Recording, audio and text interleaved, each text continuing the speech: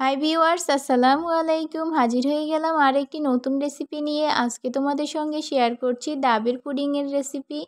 আমি এখানে নিয়ে নিয়েছি দুটো ডাব। তো ডাব থেকে আমি পানিটাকে বের করে নিচ্ছি। আর ডাবের পুডিং বানানোর জন্যে সবসময় আদা বাতি ডাবগুলোকে নিতে হবে। একদম কচি ডাব নিলে পুডিংটা অতটা ভালো আসবে না, একদম মিডিয়াম সাইজের নিতে হবে। আবার একদম বাতি নারকেল দিয়েও ডাবের পুডিংটা মজা হবে না। তো আর এই তো আমি নারকেলটাকেও ফাটিয়ে নিয়েছি। এবার আমি চুলায় বসিয়ে দিয়েছি পানিটাকে। আর দিয়ে দিচ্ছি আমি এখানে 3 চামচ পরিমাণ চিনি। তো আপনারা আপনাদের পছন্দ মতো চিনিটাকে দিতে পারেন। একটু বেশি মিষ্টি খেতে চাইলে বাড়িয়ে বা কমিয়েও দিতে পারেন। আর যেটা সবচাইতে ইম্পর্টেন্ট জিনিস সেটা হচ্ছে আগার আগার। ডাবের পুডিং বানানোর জন্য অবশ্যই আগার আগারটা দিতে হবে। তো আমি এখানে 2 চামচ পরিমাণ আগার আগার পাউডার দিয়ে দিয়েছি আর সামান্য পরিমাণে নারকেল দিয়েছি।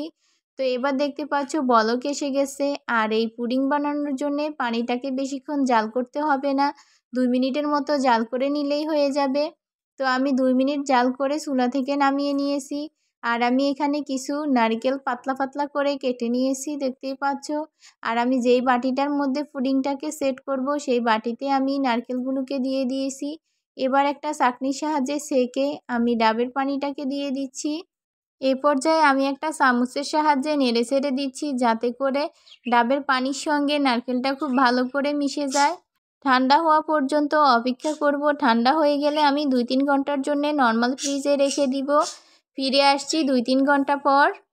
ফিরে আসলাম 3 ঘন্টা পর। এ পর্যায়ে আমার পুডিংটা একদম সেট হয়ে গিয়েছে। আমি একটু আঙুল দিয়ে চেপে চেপে দেখিয়ে দিচ্ছি, দেখতে পাচ্ছ। তো আমি একটা প্লেটের মধ্যে নিয়ে নিয়েছি আর দেখতে পাচ্ছ কতটা সুন্দর হয়েছে পুডিংটা। আর একদম পারফেক্টভাবে সেট হয়ে গিয়েছে। তো আমি একটু কেটে তারপর তোমাদেরকে দেখাচ্ছি যে কতটা সুন্দর হয়েছে আর সফট হয়েছে। তো আর এই তো দেখতে পাচ্ছ কতটা সুন্দর হয়েছে। আর দেখতে যতটা সুন্দর হয়েছে খেতেও কিন্তু খুবই মজার। আর ডাবের পুডিং বানানোটা খুবই সহজ। আর আমার রেসিপিটি ফলো করে তৈরি করলে আশা করছি তোমাদের পুডিংটিও একদম পারফেক্ট হবে। তো আজকের ভিডিওটা এ পর্যন্তই। আল্লাহ হাফেজ।